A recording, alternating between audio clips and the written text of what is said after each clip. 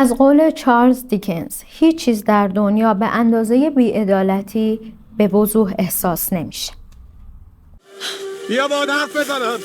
چون دست منو ببین. این دست عراضلو باشه یا کارگره.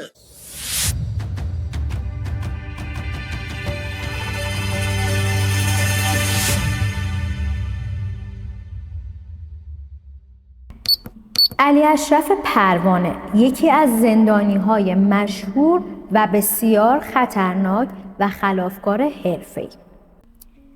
حتما میدونی میخوام راجع به کی صحبت کنم. میخوام راجع به سریال وحشی صحبت کنم.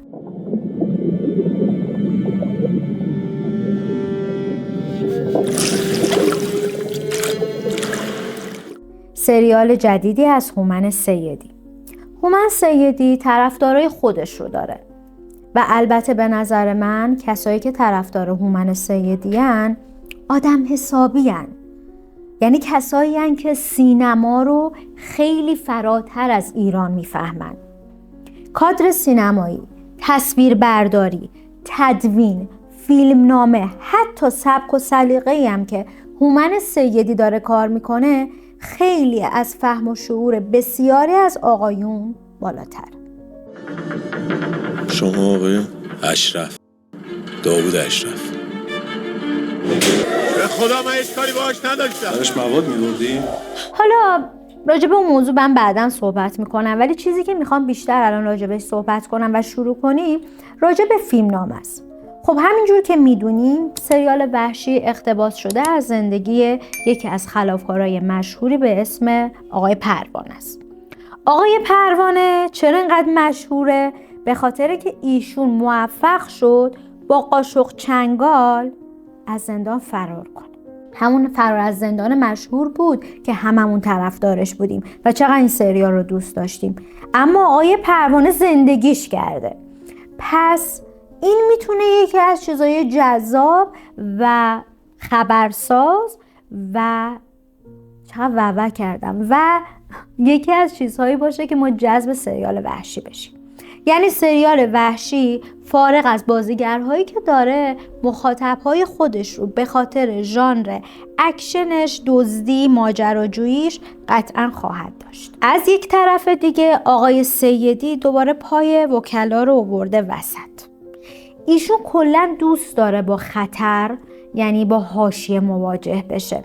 چرا؟ به خاطر اینکه قطعاً وکلای ما این کار رو ممکنه ببینن، حاشیه‌هایی به وجود بیاد، همچنین آوردن زندان و خلافکارا و پلیس و اینا هم خودش میدونیم داستانهای زیادی داره توی ایران ساختنش. اومد موضوع جذابی رو انتخاب کرد، پای وکلا رو کشون وسط، در کنار اون چیزای دیگه‌ای هم اضافه کرد.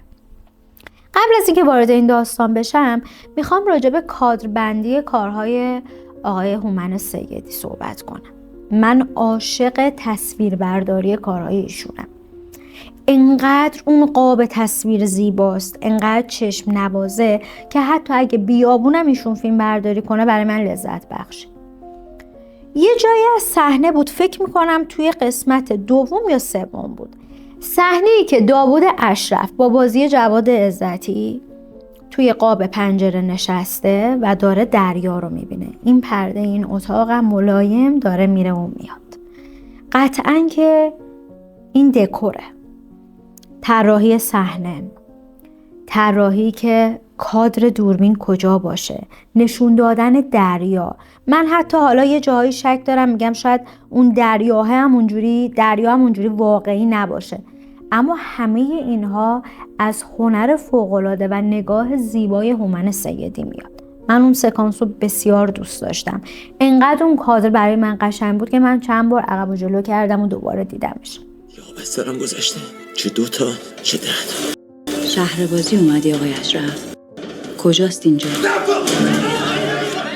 آوردن بازیگرهای خیلی خوبی که ما هم بازیشون رو دوست داریم، هم خودشون رو دوست داریم، هم به هنر بازیگرشون واقفیم. جواد عزتی توی این کار خیلی برای من از جواد عزتی توی زخم کاری و یا کارهای دیگه‌ای که قطعاً هنر ایشون رو زیر سوال نمیبره برای من اون کارها. یعنی من همیشه به به این ایمان داشتم که یکی از بهترین بازیگرهای ایران جواد عزتیه، کسی که واقعا هر جایی میشه اسمشو با غرور و افتخار آورد. من کار به دشمناش و بدخواهاش ندارم. اما این جواد عزتی توی وحشی برای من یه سر و گردن از جواد عزتی های دیگه بالاتره. اینقدر این داوود اشرف به آقای عزتی نشسته، اینقدر صحنه های غمگینش، دلهره آورش، تنشی که داره، اون جنگ درونی که داوود اشرف با خودش داره رو ما حتی در میمیک و بازی‌های زیرپوستی جواد عزتی هم میبینیم. یعنی وقتی که فکر میکنیم که اگر بازیگر دیگه جای جواد عزتی بود قشنگ میشد کار، یا نه مثلا نمیتونم کسی دیگر رو جز جواد عزتی تصور کنم. پس این یکی از پلن‌های خوب دیگه کار وحشیه. شغل بازجوییه؟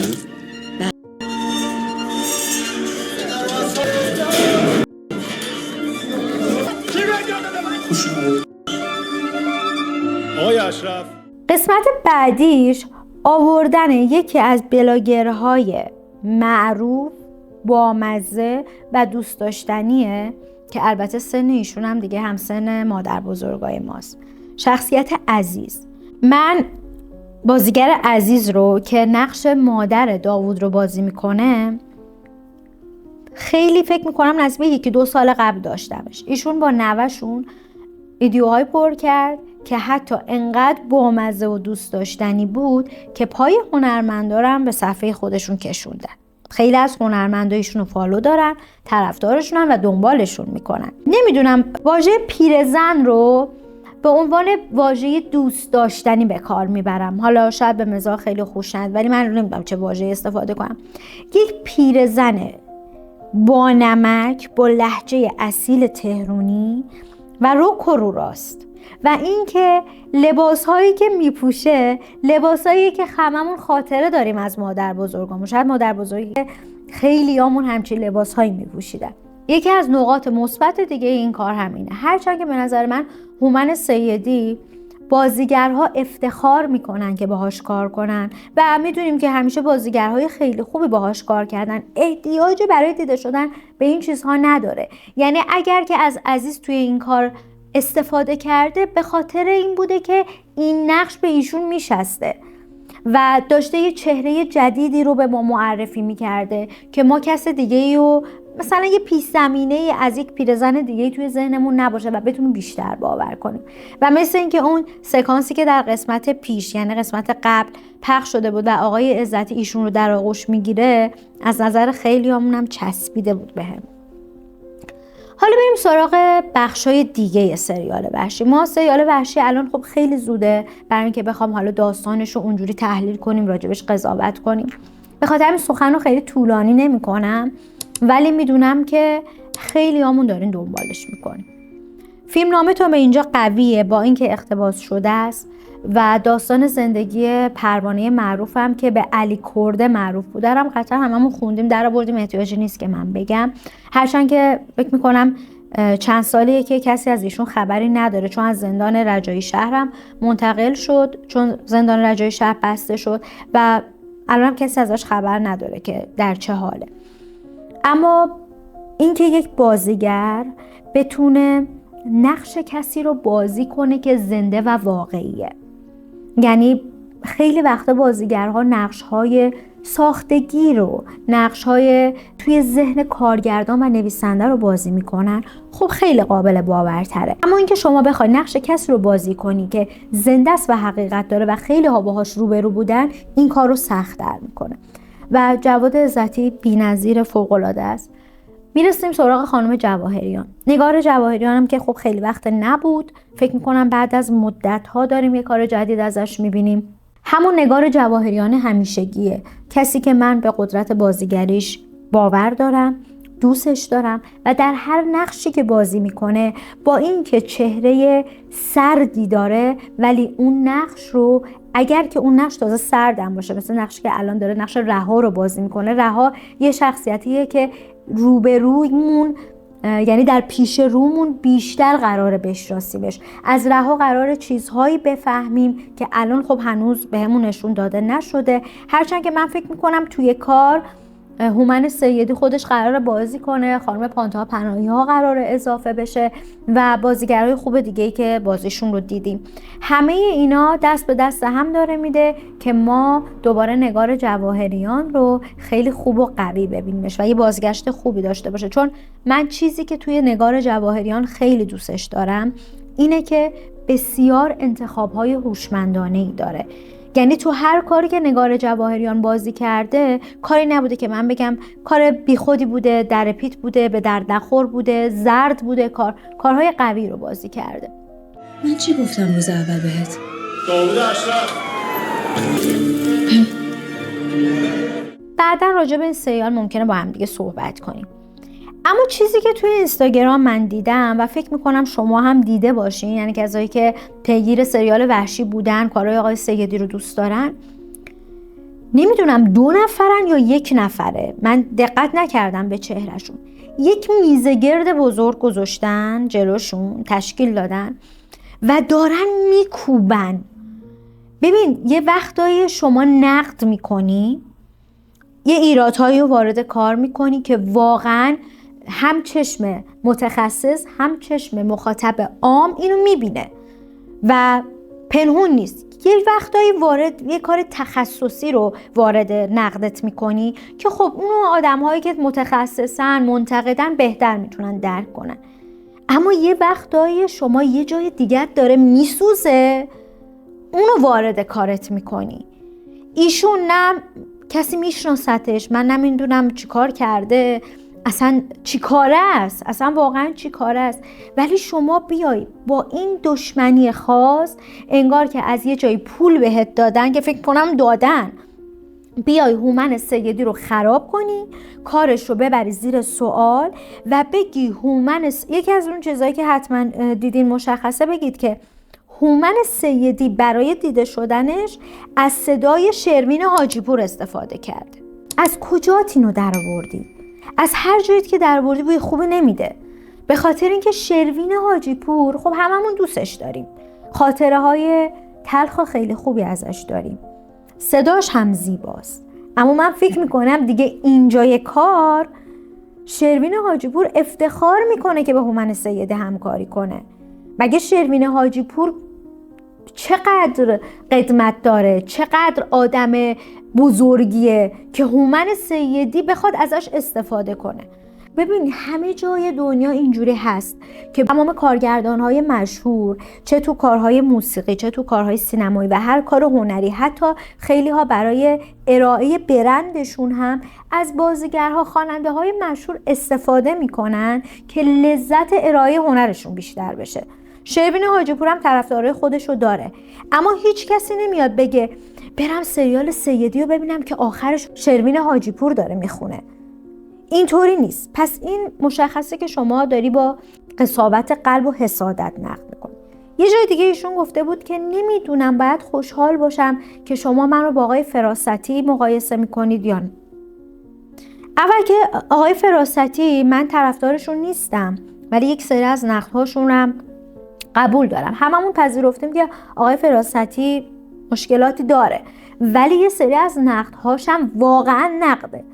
و شما اصلا چی کاره ای؟ اصلا چی کار برای هنر این مملکت کردی که بخوای حالا یه جایی بگی خوشحالم با آقای فراستی مقایسه میشم، جای دیگه بخوای آقای هومن سیدی رو بکوبی؟ پس تنها دلیل این کار شما همینه که از یه جایی داری شارژ میشی، همین که شما میخوای دیده بشی، میخوای اگه کسی سرچ زد هومن سیدی یا وحشی، شما بیای بالا، حالا یه نگاهی هم به شما بندازه و به خاطر اینکه کامنت هم بگیری، حاضر کامنت های بد و منفی و فحش هم بگیری به خاطر اینکه دیده بشی.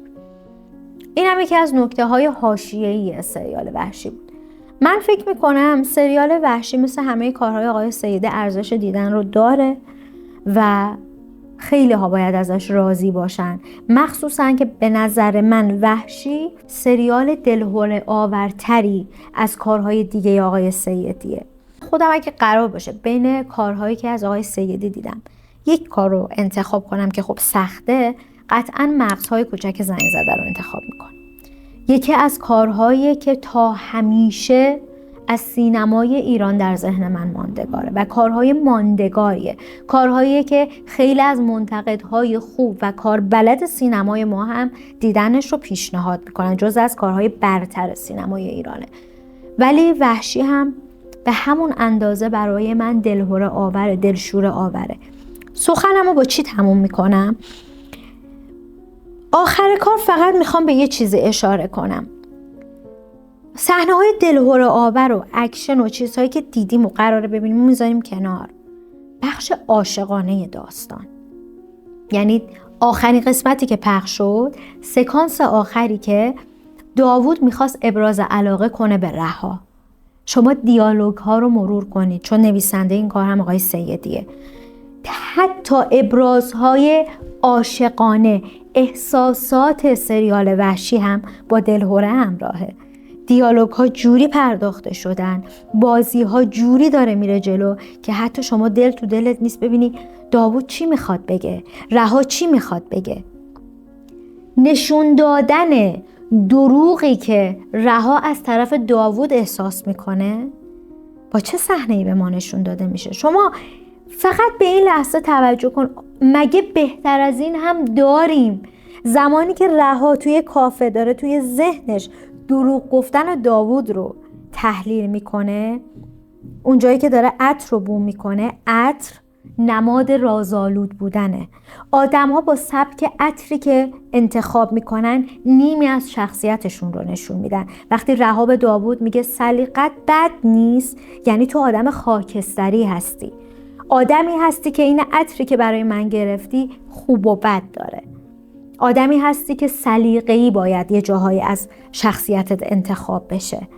در کنار اون بیرون رها داره صحنه رو میبینه که 2 نفر توی دعوا هستن و دارن ماشین یک نفر دیگر رو برای درس عبرت بهش دادن پنچر میکنن. یعنی رها توی ذهنش میگه که پس از کجا معلوم که داوود ماشینش رو دستکاری نکرده باشه. این تهش بود برای من. بعد از تمام این قسمت‌های سریال وحشی، این سکانس کافه برای من تهش بود و فکر میکنم که همین یه سکانس خیلی از سریال‌های تا به الان پخش شده پلتفرم رو به شوره ببره. ممنونم که همراه من بودید. راجبش کامنت بذارید. در قسمت‌های بعدی حتما راجب سریال وحشی صحبت میکنیم. لبخند روی صورتتون همیشگی باشه. بدرود.